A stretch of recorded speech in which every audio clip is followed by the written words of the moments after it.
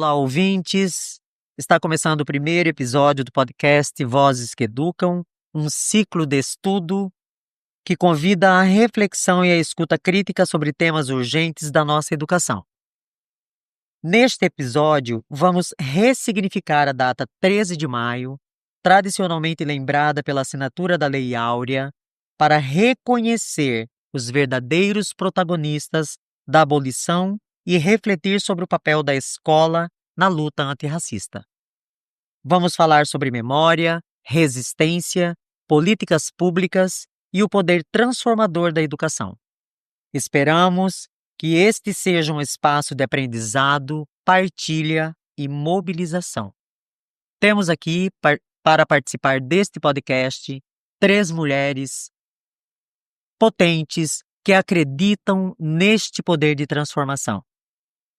Apresento a vocês a nossa coordenadora para a educação das relações étnico-raciais, professora Ivna Munique, pedagoga com especialização em educação inclusiva e formações em relações étnico-raciais, a professora Rosana Fátima de Arruda, componente da Coordenadoria de Promoção da Igualdade Racial, articuladora de formação do PENERC, Mato Grosso, e conselheira municipal e estadual da Promoção da Igualdade Racial, membro do NEPRE e pesquisadora do ERER, Educação para Relações Étnico-Raciais, e a professora Vânia Mendes, pedagoga especialista em educação para as relações étnico-raciais, atuando neste momento como coordenadora pedagógica da EMEB, professora Líbia da Costa Rondon.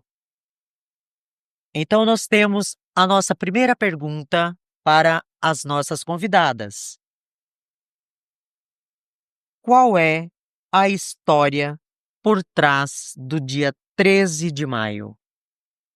Bom, vamos lá, né, Rita Mara? Vamos pensar um pouquinho sobre essa data, vamos ressignificá-la, né?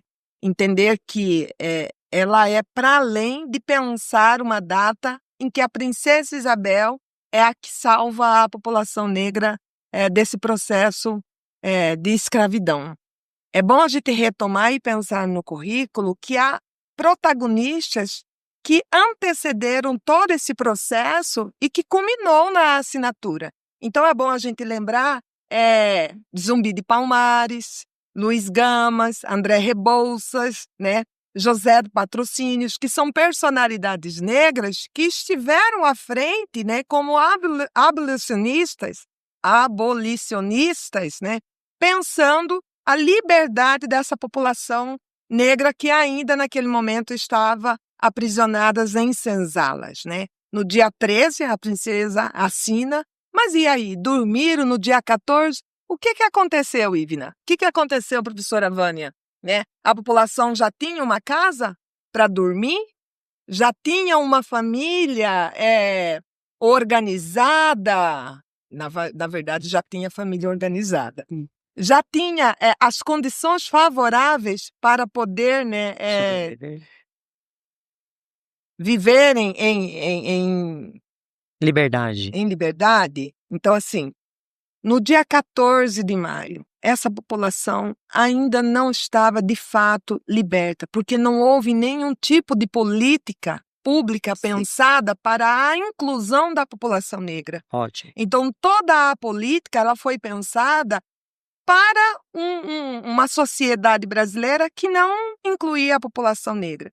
Então, a gente sabe, e as pesquisas evidenciam isso, que a população negra ela foi deixada à margem, né, de forma que elas, pela falta de condições, né, de inclusão social, de uma inclusão intelectual, elas fossem, por si só,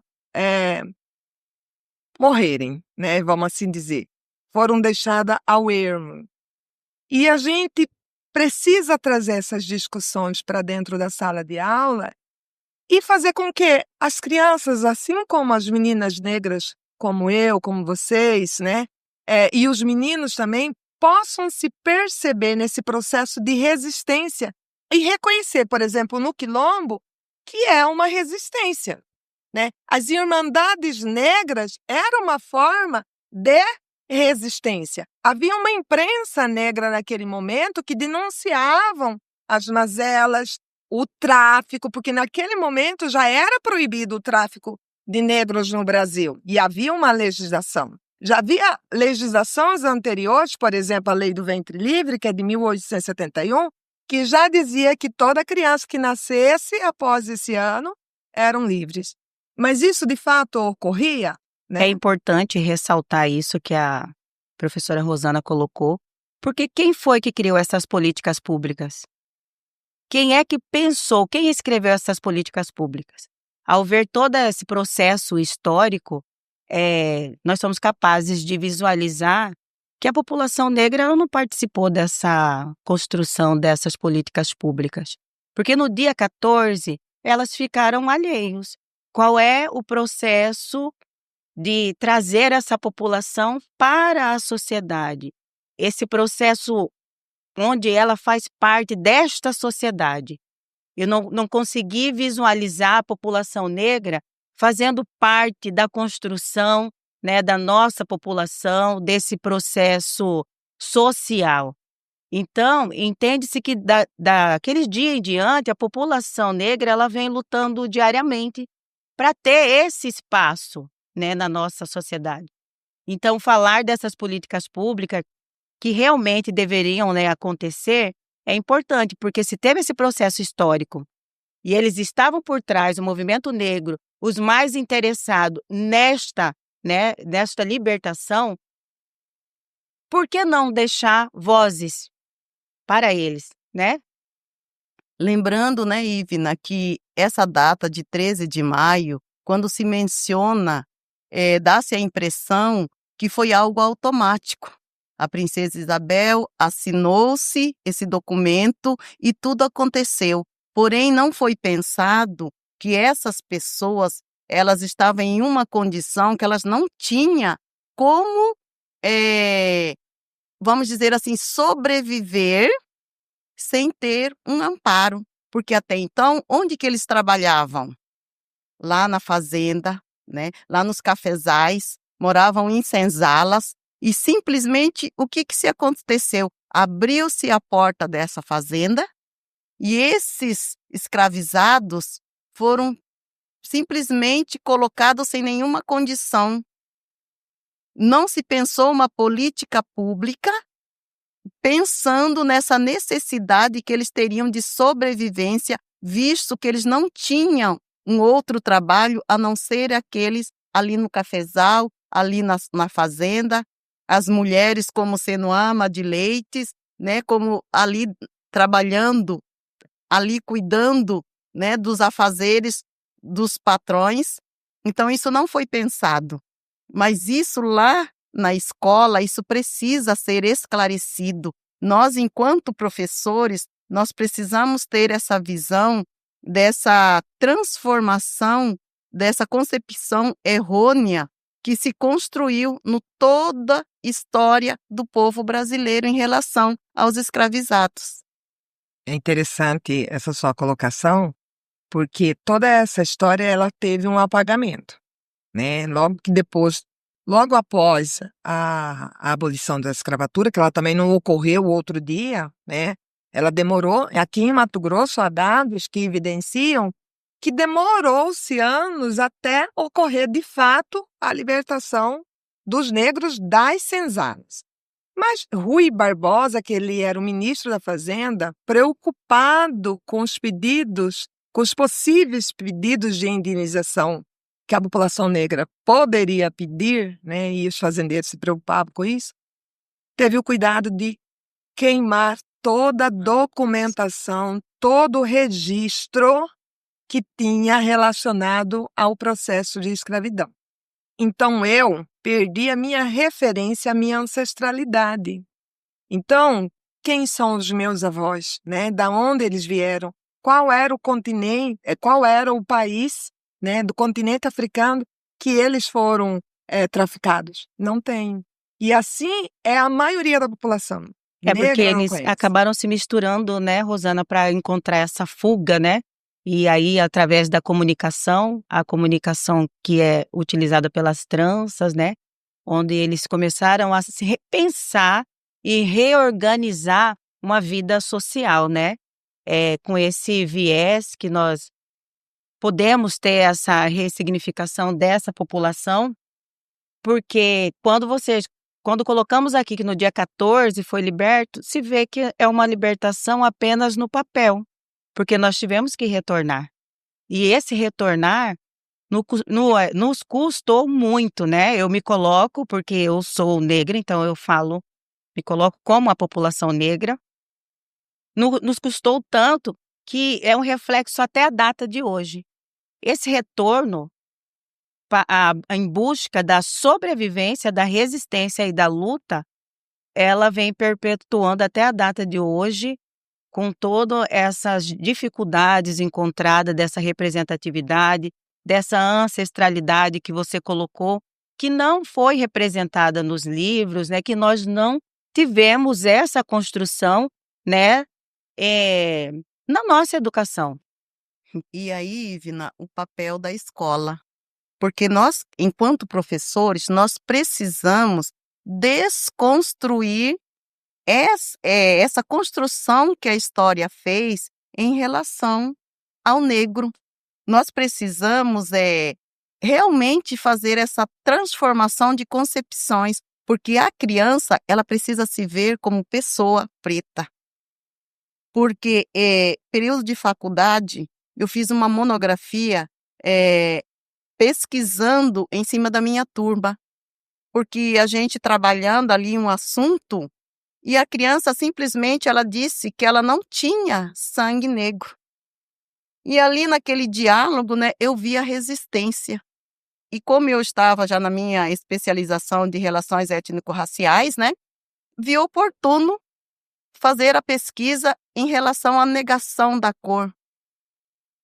E fui perceber que muitos negam a sua cor justamente por essa marginalização histórica em relação da pessoa negra. Tudo eles relacionam àquilo que é ruim. E aí eu levo isso para a minha vida, porque eu fui me ver como mulher preta também na minha especialização.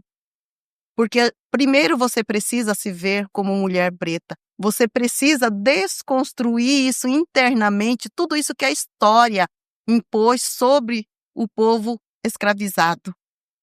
E isso é possível lá na escola fazer essa transformação. E aí a gente vem falar da Lei 10.639, que justamente ela vem dando esse caminho, como trabalhar e como é possível essa transformação. Mas o que a gente constata constantemente, Rosana, Ivna, Ritamara, que essas datas importantes de ressignificação, elas são trabalhadas somente nessa data específica e, infelizmente, de modo equivocado. Foi, Uma colocação perfeita, né? eu gostaria, assim, de, aproveitando, né, essa sua fala, professora Vânia Mendes, sobre os materiais didáticos, que a ausência de material didático sobre o assunto, né? Que, na verdade, esse letramento racial nas nossas formações, nós não tivemos. Então, até 2017, 2007, nós não tínhamos material didático para pesquisa que pudesse falar sobre a libertação dos povos escravizados. Então, houve, né, lá quando nós estivemos, né, na faculdade, ausência desse material. Prova disso também foi, lembrando uma fala sua, que o serviço do povo negro era inferiorizado. Sim. Tanto quando começou, né, quando começaram as novelas aparecendo o primeiro ator negro, qual era a profissão desse ator? Ou ele era Empregado. motorista, ou ele era ele trabalhava na lavoura, ele A não mulher tinha. lá como faxineira. Exatamente, ele não tinha o papel de destaque. Uhum. Então, faltou realmente.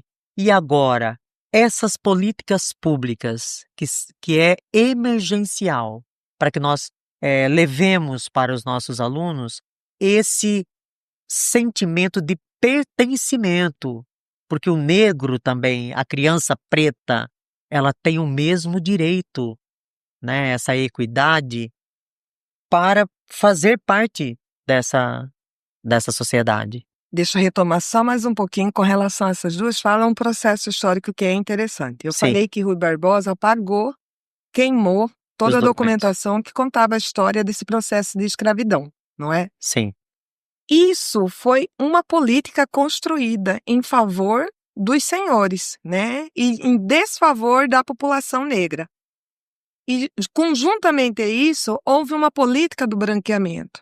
Naquele momento que a gente saiu da libertação da população negra, logo no ano seguinte, a gente teve a proclamação da República.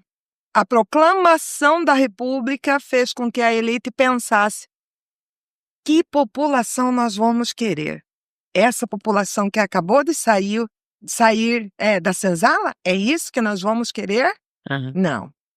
E aí houve toda uma movimentação política, social, para tentar apagar de fato, né? E aí tem uma personalidade lá do século XIX, do século XX, que ele diz que em 2012 a população negra estaria apagada da história do Brasil. Engano dele, porque foi nesse ano que a população negra se deu majoritariamente no Brasil, sim. né? Mas assim, houve uma política para apagamento da população negra, né? E da história e contribuição dessa população negra do processo histórico do Brasil. Então, isso foi intencional. Então, essa intenção, ela reverberou no material didático, nas possibilidades da população negra frequentarem a escola. Se você for olhar o processo histórico de democratização do acesso à escola, foi depois da Constituição de 88. Todo esse período, a população negra, ela ficou sem o acesso democraticamente à escola. Então, ou seja, o material que tinha na escola era um material eurocêntrico, baseado numa cultura branca, porque se pensou uma população branca. A população negra não teve nenhuma condição, não teve nenhuma política. A população branca, que veio da Europa, teve todas as condições para se estabelecer no Brasil. Houve uma política específica para que eles viessem. E todo o material didático presente na escola era para se fortalecer essa identidade branca. Então, nós não tínhamos referência. Quando eu passei pela escola, eu acredito que vocês, quando a gente assistia a um programa de televisão, a gente não via uma referência negra. E eu ainda vou além, referência negra positiva. Mas quando ela era evidenciada, era a representatividade negativa. Da inferioridade. Por isso, essa construção desses estereótipos de colocar, como o aluno fez algo, ou vamos relatar, vamos levar para antes, ouvir-se falar, né? Livro preto, né? Então, toda essa construção, tudo que era de obscuro relacionado à cor preta. E aí o movimento negro tem um papel muito determinante nesse processo de ressignificação dessas datas que a população negra hoje, né, faz questão de demarcar, porque demonstra, evidencia as lutas, as resistências e as contribuições que elas de fato fizeram. O Brasil só é Brasil pela mão negra, porque foi ele que consolidou economicamente esse país, né? E assim, então, olhando esse processo histórico, a gente vai perceber que a Lei 10.639 que você trouxe, ela vai se também consolidar em 2003, mas houve todo um processo de participação da população negra, né, primeiro enquanto um processo de abolicionista, lá no século XX, e final do século XIX e início do século XX, depois esse movimento se organiza em movimento negro. E eles são determinantes para se estabelecer e constituir a Lei 10.639, que ela altera a LDB, que é a Lei de Diretrizes, em 2 artigos, e ela faz uma transformação enorme no nosso currículo. E é possível que criançadas lá, meninas, negros, meninos, comecem a olhar para o material e aí, Ritamara, começa então a observar a referência e as contribuições negras. Mas foi também preciso que a academia, né, as instituições de ensino superior, e aí trago o trabalho da professora Cândida, da UFMT, que olhou para o livro didático de língua portuguesa e começou a observar. Aqui tem referências positivas com relação à população negra, ou esse negro, quando aparece, vem recheado de elementos racistas. E aí o racismo precisou entrar em debate para a gente discutir. E a legislação traz 2 artigos. O primeiro é incluir, né, o ensino da história e contribuições afro-brasileiro e africana, e depois com a Lei 11.645, as contribuições indígenas no currículo de todas as escolas públicas e particulares. E é obrigatório. E ela deve ocorrer obrigatoriamente, então, de forma interdisciplinar. E tem mais um artigo que vai falar do dia 20 de novembro. E aí a Vânia, eu acredito que deve ter muitas experiências, assim como eu já vivi também, todas nós, né, Sim. dentro do espaço escolar, de pensar esse dia 20. Não como uma data que vai ser trabalhada lá em novembro, mas que todo o trabalho, desde o primeiro dia de aula, que quando eu chego lá e falo, bom dia, Ritamara, seja bem-vinda, e Ritamara pode olhar dentro da minha sala e olhar referências, um letramento racial, né? E aí, o que é esse letramento racial? É a hora que entra lá no espaço escolar, a criança vai ser acolhida, ela vai ter esse pertencimento, porque ela vai olhar os materiais didáticos, vai ter uma referência. Se ela estiver na creche ou estiver lá na pré-escola, vai ter uma bonequinha negra que ela vai olhar e vai falar, opa, tem alguém aqui que se parece comigo, não é? Sim. E aí a professora vai olhar para os cabelos, vai olhar pelas características físicas e saber valorizar cada uma delas e trazer personalidades que essa criança vai olhar e falar, opa, olha aí, né? E ver referências positivas para se construir também enquanto um indivíduo protagonista, que atua, que pode colocar seu posicionamento e que pode alcançar altos escalões, né, da sociedade.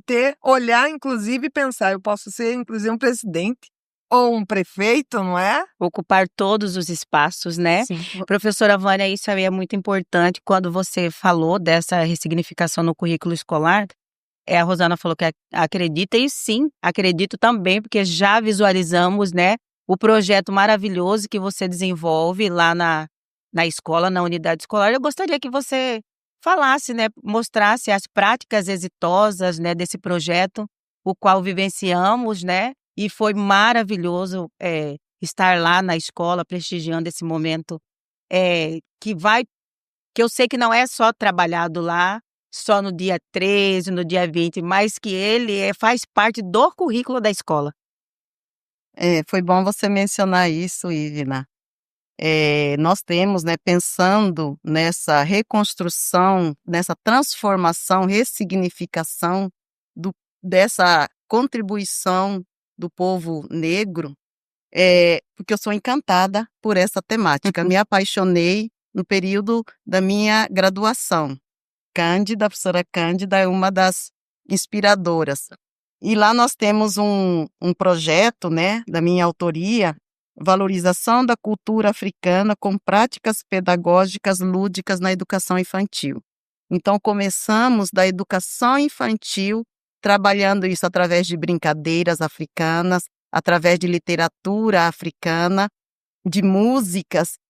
E assim, a gente tem visto o resultado na criança. Nós temos até, porque depois nós fizemos a exposição dos trabalhos dele, no dia D de leitura, de um texto, uma produção de texto de uma aluna do 4º ano, porque aí também foi contemplado com 4º e 5º ano, porque era a professora que estava desenvolvendo, né, e era nesse período, e deixava as atividades para as professoras do outro turno poder estar executando.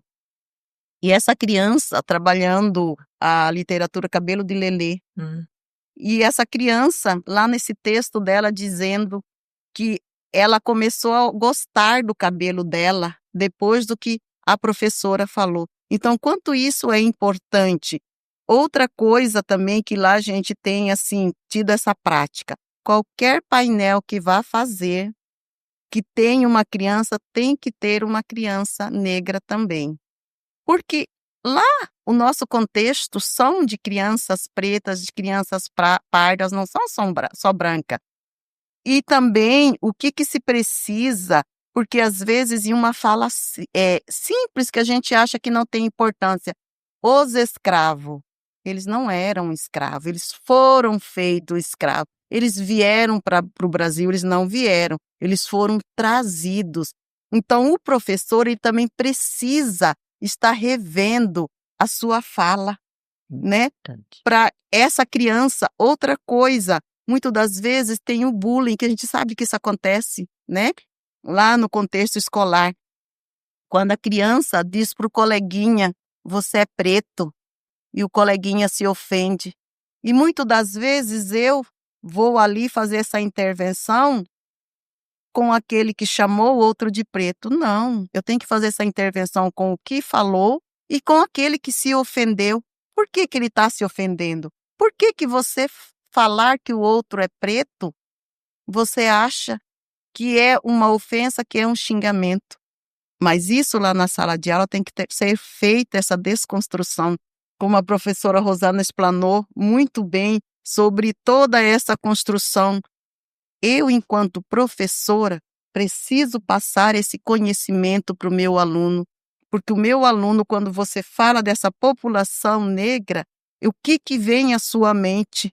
Um povo escravizado, um povo escravo, não é nem escravizado, um povo escravo, que não tem nenhum conhecimento, que não tem nenhum talento, que não tem nenhuma inteligência. E a gente sabe que isso não é verdade. A gente sabe das contribuições importantes que esse povo trouxe para a nossa cultura. Mas como que eu vou desmistificar isso? Com documentários. Porque foi o que aconteceu com meus alunos. Trouxe documentários, como que é a África, como que é esse país grande, que tem etnia, que fala múltiplas línguas. A cultura que esse povo tem, a inteligência, o talento. Então, isso é muito importante. E é lá na escola que nós vamos, né, conseguir desconstruir essa construção histórica referente ao povo africano. Olha que importante, né, meninas, essa colocação da Vânia. Aí entra a questão das políticas públicas. Por que o professor, a importância do professor fazer as formações continuadas em relações étnico-raciais. Se vê ainda que, por mais que é ofertada, né, gratuitamente, a adesão é muito pouca, né? Nós temos a coordenação, a coordenadoria, ela vem desenvolvendo também várias ações, né, que traz essa contribuição desse fortalecimento, né, para os professores da rede. Então, assim, a importância de fomentar isso na escola, isso é importantíssimo. Ele precisa ocorrer e é preciso que faça essas, né, adesões. Eu falo também dos orientativos, né, que nós encaminhamos todos os anos, né, para unidades escolares. É uma forma de fortalecer esse processo pedagógico ressignificado, né, as unidades. E eu sei que na unidade é desenvolvido com excelência, né, já coloquei aqui essa evidência, né, ao participar dos projetos, mas que é preciso falar ainda onde se vê que ainda não ocorre essa efetivação mesmo da Lei 10.639, e não deixar mesmo a questão do dia 20, dia 13, somente para ser trabalhada no dia. e como um momento só histórico, e sim como material pedagógico de uma construção histórica dessa população, onde nós vamos fazer com que os alunos se tornem alunos críticos, pensantes, capazes de, né, saber dos seus direitos e deveres, igual a Rosana colocou, a Rita Mara, ocupar todos os tipos de cargos, né, cargos, pode ser, seja ele político, administrativos, né, e fazer acontecer, né, acontecer essa educação no espaço escolar. Comentando, né, a respeito do que os negros, né, em si, estão passando, nós estamos visualizando rotineiramente nos canais de televisão sobre os jogadores de futebol que são, né, sofrem esse preconceito. Olha de onde que vem, né? Das arquibancadas, mas quem é que faz isso, né? Que eles têm que se mostrar que também são valorosos, que não é por causa da cor da pele que eles não podem ser o melhor jogador do mundo, ou então que ele não pode receber a bola de ouro, não é? Então, eles têm que provar todos os dias que ser preto também tem, como é que eu posso dizer? Que ser preto, ele também tem essa habilidade. É humano. Ele é ser Não humano. tem diferença a cor de pele. A gente sabe Sim, disso, tem sim. projetos aí, o projeto Genome que já mostrou que Sim. não há uma diferença entre a inteligência, a competência, as habilidades entre pessoas de cores diferentes, né? Nós somos humanos e as habilidades e as competências a gente consegue desenvolvê-las a partir de mecanismos e condições que nos são oferecidas, Sim. né? Se você coloca uma criança, vamos lá, para desenvolver algumas técnicas, hoje nós estivemos na inauguração da Sala Maker, né? Sim. Você pode pegar uma criança que vem da periferia, negra, ou uma criança branca, e colocar em condições favoráveis, né? E dando suporte tanto para a família quanto para essa criança, não vai haver diferença nesse desenvolvimento da aprendizagem, né? Sim. Porque a cor não vai interferir no desenvolvimento ou no intelecto das pessoas. E que era uma teoria que lá no início do século XVIII se estabeleceu para dizer que o negro era inferior e que ele poderia ser escravizado e que ele era muito similar a um macaco. Então ele era um objeto do Senhor, que podia fazer dele o que bem quisesse. Então toda essa reflexão no dia de hoje, de pensar o dia 13 de maio, é pensar essa desconstrução de que um negro ele é inferior ou que ele tem menos capacidade, né?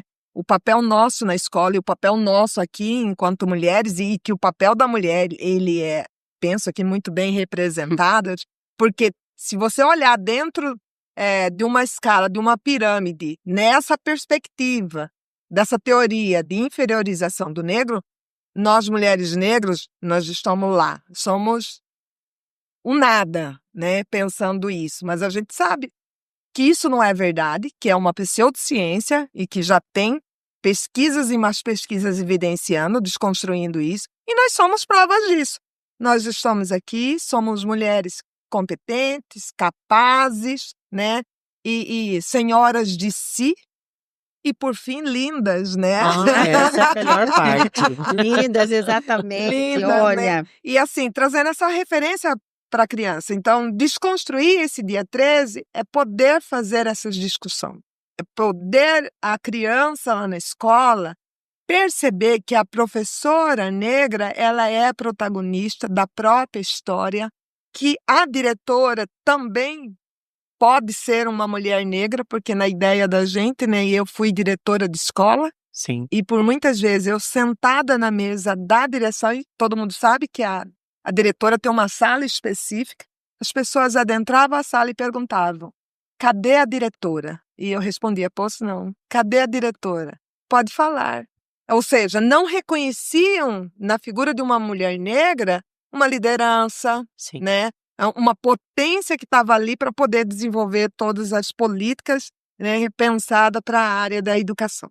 Então, fazer essa reflexão nos leva a um conceito que a gente não pode abrir mão de pensar em todo dia 13 de maio. O racismo, ele existe? Ele existe. Por isso ainda a gente, em alguns casos, vê em material didático criancinhas, figuras, desenhos negros com grilhões ainda arrebentando. Então, Sim. a gente tem que avançar, né? Trazer outras referências. Quem é que a gente vai trazer? Vamos trazer personalidades negras, Fantástico. não é? Fantástico. Quem é Mas que positivas, né? Positivas. Sim. Por exemplo, a negra Maria Quitéria de Jesus. É uma mulher que lutou lá na Revolução, nos movimentos da Bahia, por mudanças, né, de condições de vida para a população negra. Alguém conhece a história de Maria Quitéria? E é uma história fantástica de uma mulher negra que a gente precisa trazer para a história, não é? Para dentro da sala, para que a criança reconheça que a mulher é protagonista. Então, Rosana Fátima, o que sugere, né, esse tema que você trouxe é naquela parte que Ivna disse sobre as formações, Isso. né, que não são todas, né, que é um número mínimo que participam dessas formações, que busca, né, realmente esse conhecimento para aplicar na sala de aula, nas suas práticas. Então, é por isso que nós temos que, nessa personalidade, vamos trazer do lado positivo, como você disse, Ivna, que nós possamos mostrar para a criança tudo o que ela pode ser, né? Desde político, pensando lá na figura do norte-americano, né, do Barack Obama, maravilhoso, diga-se de passagem, até, né, os músicos, o Zeca Pagodinho, o Martinho da Vila, trazer realmente para a criança que ela pode ser aquilo que ela quiser, mas isso com a ajuda do professor. Para Olha, fazer essa desconstrução, é o professor que vai caminhar lado a lado com a criança. Porque se ele não fizer com que ela se sinta importante, quando for a participação de uma peça teatral, nenhuma delas, elas se retraem e nenhuma delas querem a Eu quero participação. puxar uma reflexão referente a tudo isso que vocês acabaram de falar. Nós falamos muito em meritocracia. Aí eu deixo a reflexão. Entre uma criança negra, uma branca, as opções de escolha, dependendo, igual agora, vamos colocar aqui, se for uma peça teatral, a opção de escolha na visão de quem vai fazer essa escolha para trazer esse ator para a peça teatral como ator principal. Se essa pessoa, ela não vê a representatividade dela, qual é a escolha? Se a pessoa é branca, qual é a escolha da criança que ela vai fazer? Porque se percebe, como foi muito falado aqui, que a população negra, ela precisa validar a todo tempo o seu potencial e as suas habilidades para ser aceita. Então, nós temos que pensar nesta reflexão se existe mesmo essa meritocracia para a população negra. Boas falas, né, Ivna Monique? Não Realmente, existe meritocracia, né? né? Porque quando a gente pensa as políticas públicas, né, universais, é pensar de forma igual para todo mundo. Sim. Só que a gente, quando olha os dados das desigualdades sociais e com foco nas desigualdades educacionais, vocês vão perceber que a criança negra, né, em relação às crianças brancas, elas estão em desvantagens na aprendizagem. elas que mais reprovam, elas que mais são ditas como indisciplinadas, que reagem de forma entendida como agressivas. Sim. E a gente sabe que tem pesquisas que evidenciam que a relação entre professor, aluno e entre alunos, a questão do racismo vai determinar esse sucesso ou não. Então, se você, professor, não tem um cuidado, um olhar, um afeto para a criança negra, com cuidado, né? Você sabe que as condições delas vão ser mais precárias, né, Vânia? E se Sim. ela chega lá, às vezes, né, a mãe saiu cedo, 5 da manhã para trabalhar, e ela sozinha Sim. se arruma, às vezes não escova o dente, não penteia o cabelo, ou não troca a roupa para ir. E se a professora não tiver esse olhar, essa sensibilidade, educar o olfato, o olhar, o toque O para acolher, afeto. o afeto, essa criança vai ser deixada para trás. E os dados evidenciam isso. Então, a formação, esse processo de formação dos professores, dos profissionais da educação, é primordial para que essas datas, como o 13 de maio, seja ressignificada, Sim. né? E aí, eu vou trazer só um exemplo, Vânia, que o ano passado, 20 de novembro, sempre tem atividades de culminância das ações em educação para as relações étnico-raciais. E a gente sai, né, Ivna, caminhando pelas escolas, e nós achamos um príncipe negro, né? A história do príncipe negro. E o menininho faz o príncipe negro, ou seja, o olhar da escola, dos professores, foram sensibilizados para pensar peças de teatro em que as crianças negras são protagonistas. E isso faz parte, é uma consequência da formação em relações étnico-raciais que o município oferece. E as escolas têm se engajado. Tanto que todo ano nós temos um seminário, né, Ivna? Fazendo esse engajamento. Seminário de Diversidade e Educação para as Relações Étnico-Raciais. É um momento que o município para discutir sobre o que tem de estudo sobre relações étnico-raciais e como é que as escolas estão fazendo, e aí todo ano as escolas vão para dentro desse seminário trazer suas experiências. Eles relatam como que isso ocorre no trabalho pedagógico, no trabalho antirracista. O que é essa prática antirracista? É não só não ser racista. O que é não ser racista? É eu não ofender, não discriminar, não ter preconceito racial por conta das características físicas baseadas na cor da pele da pessoa. Isso mesmo. Para além disso, a educação tem que ser na defesa do direito do ser humano. Ou seja, se alguém estiver me ofendendo, me discriminando racialmente, se a postura de vocês é antirracista, vocês vão intervir ao meu favor, ao direito humano, porque eu tenho o mesmo direito de qualquer outro indivíduo. E quando a gente tem essa postura antirracista, a gente intervém. E isso na escola tem que ser ensinado para a criança intervir. Então, quando uma criança trata o outro lá com discriminação, a gente tem que parar tudo na escola. Vamos parar tudo e não é só a conversa.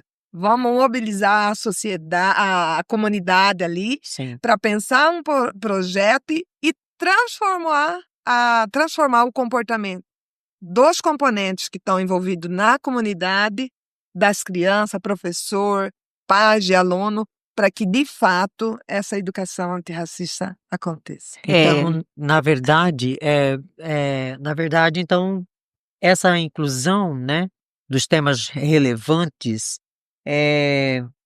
devem para fomentar essa formação cidadã, né, das populações marginalizadas, que são os afrodescendentes, que são os indígenas, que são as mulheres, principalmente as mulheres pretas, né, que hoje acontece, a maioria, não, o feminicídio está aí, né, evidenciando, né, a quantidade de mulheres, né, neste momento. E Se não houver realmente essa ressignificação para essa formação cidadã, humano, né, o ser humano, que não vai modificar a característica da pessoa pela cor da pele, são realmente as políticas públicas, são os materiais didáticos, é toda uma gama, né, de material para nós incluirmos essa Porém, Rita criança. Mara, também tem as políticas públicas, estão aí, os Sim, materiais, graças a Deus, estão vindo. Porém, se esse professor, nós lá, enquanto escola, que sim, somos os responsáveis pela construção dessa identidade, desse conhecimento desse aluno, se não houver primeiro essa ressignificação em mim enquanto professora, eu não consigo fazer isso com o meu aluno. Eu diariamente. não consigo acolher esse aluno, porque esse acolhimento, ele precisa ser para todos. Porque muitas das vezes eu vejo aquela criança branca com o cabelo todo arrumadinho e eu elogio. Nossa, que linda que você está, lindo o seu cabelo. Mas aí vem aquela criança preta com o cabelo crespo, que muitas das vezes a mãe ainda não conseguiu entender o seu cabelo e de repente as ondas estão todas desestruturadas. Essa criança passa por mim e eu não sou capaz de falar para ela: nossa, que lindo o seu cabelo, tá Ou que lindo. está igual a mim mesmo Seu assim. cabelo tá igual ao meu. E eu posso falar disso de experiência própria. Eu tenho uma filha que o cabelo dela é afro e ela não se aceitava com o seu cabelo. E eu preciso todos os dias estar validando: que lindo o seu cabelo tá lindo. Porque ela falava para mim: mãe, eu quero cabelo igual ao seu, eu quero cabelo igual ao das minhas irmãs. E ela não conseguia entender por que o cabelo dela é assim. Então precisou de todo um processo para ela entender. Eu tenho uma filha que a cor da pele dela é preta. E ela, enquanto criança de 4 anos, ela também não se aceitava. E precisou fazer todo um trabalho. Porque muitas das vezes também a gente fala dessa discriminação lá na rua, lá na escola, mas às vezes ela acontece dentro de casa, em forma de brincadeiras, do irmão para o outro. Mas muitas das vezes isso é tão comum que a família acha que não tem nada a ver. Mas nós lá da escola, nós precisamos ter esse entendimento que isso tem muito a ver, sim. Que eu não posso chamar o outro por um apelido que denigra ele. Que eu não posso pegar o meu colega que é preto, que é pardo, e relacionar ele com algo errado. Mas quem que tem que ter esse olhar? O professor. E é como a professora Rosana falou: eu paro tudo e vou fazer essa intervenção. Porque se essa desconstrução não for feita lá na escola com essas crianças, enquanto pequenas, enquanto estão construindo também a sua identidade, enquanto adulto, dificilmente isso vai ser possível. E nós, enquanto professores, nós precisamos entender a relevância que essa temática tem. Porque hoje ainda se vê matar pessoas pretas Sim, por achar que eu sou branco, eu sou melhor, eu sou merecedor. Mas eu lá na escola, eu preciso ter esse olhar. E aí, tudo que foi falado dessa construção que foi feita e que eu, enquanto professor, eu preciso entender isso também sim. e desmistificar isso. Essa princesa Isabel que veio lá linda, maravilhosa e salvou esse povo. E não foi assim. Só para ilustrar o que você está acabando de dizer, eu fui chamada a atenção certa vez por uma professora que está aqui nessa roda, quando eu fui lembrar de uma criança que estava participando de um evento, para lembrar do nome da criança, eu usei a seguinte frase: não tem aquele aluno lindo, de cabelo bem lourinho, né, assim, ao invés de eu dizer, o aluno do 3º ano, né, não, eu falei as características. E a professora Rosana Fátima, né, de Arruda, que está aqui conosco nesse podcast maravilhoso, ela me disse assim: Ritamara, a sua fala, quando você se referiu ao aluno, já é uma fala racista. Porque você poderia ter usado o aluno do terceiro ano, que que é excelente na oratória, ou então que ele é excelente. Não, você falou das características dele primeiro. Eu lembro disso até hoje, Rosana Fátima. Então agora, quando eu me refiro a alguém, e Vina e professora Vânia, eu digo que eu não falo da característica da pele dele, eu digo daquilo que ele é capaz de fazer. Mas eu trato pelo nome e digo que ele também é, seja ele pardo, seja ele branco, seja ele de que cor for. E isso daí realmente, a nossa fala, a maneira como nós nos referimos à criança, aí está a É diferença. muito importante isso. Olha como que é bom, né, evidenciar que a inclusão racial, pelo que foi falado, ela não deve apenas acontecer no visual, mas sim ela ser verbalizada, né? Sim. Sim. Olha só. Ai, que Ai, é fantástico. maravilhoso, magnífico, né? Olha, pensa numa temática a qual depois que me engajei nessa Nessa luta. temática na educação para as relações étnico-raciais, foi importantíssimo para mudar o meu olhar pedagógico quanto professora. Eu digo hoje aqui para vocês, meninas, que tudo que eu estou vivenciando, aprendendo nas formações e toda essa construção transformadora que eu estou fazendo dessa identidade, da representatividade negra, quando retornar para a sala de aula, será uma outra visão, outra visão, um outro olhar, a outra ressignificação. Eu falo para vocês aqui com todo carinho que é isso que vai ocorrer.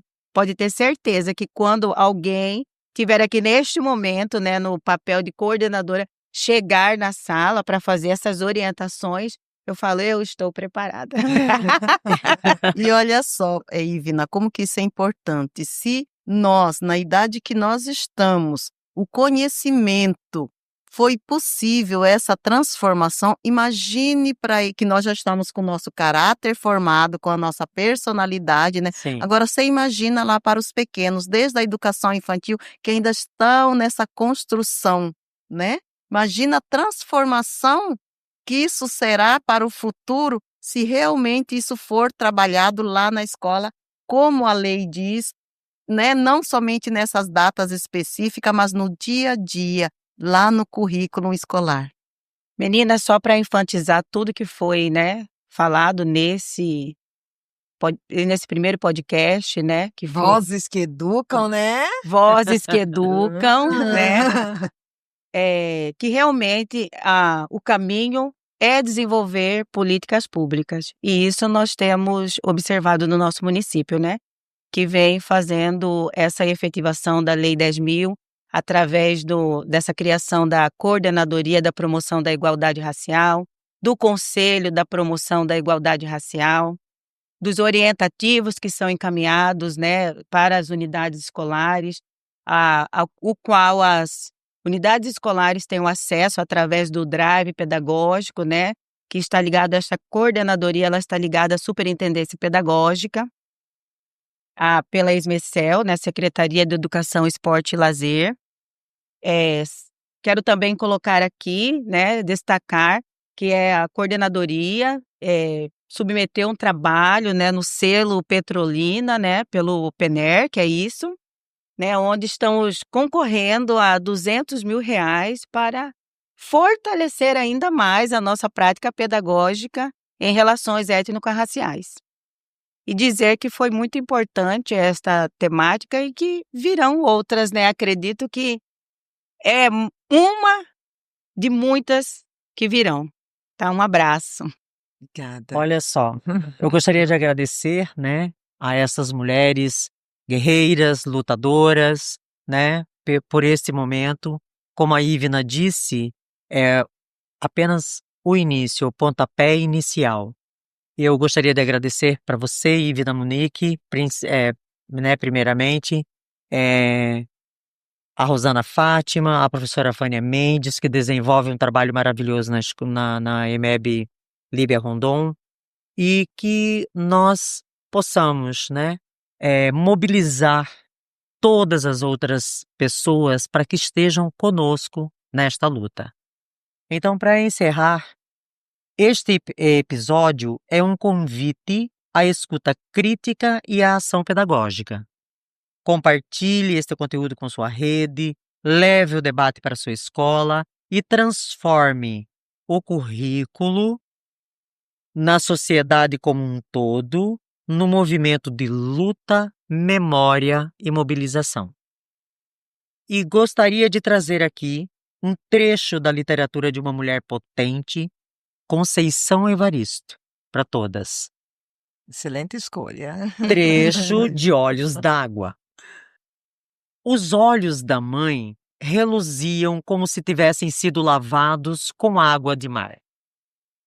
E não eram poucas as vezes em que a filha a surpreendia tentando esconder o brilho das lágrimas.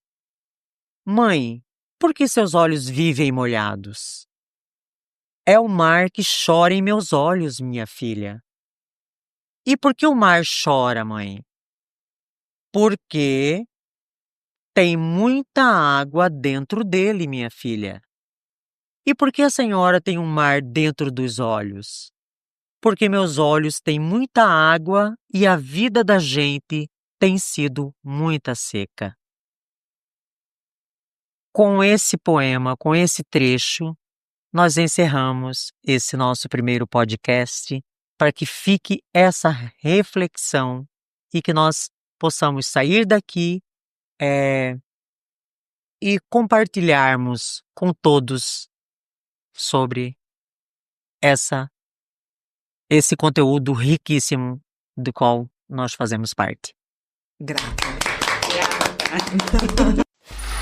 Free audio post-production by alphonic.com.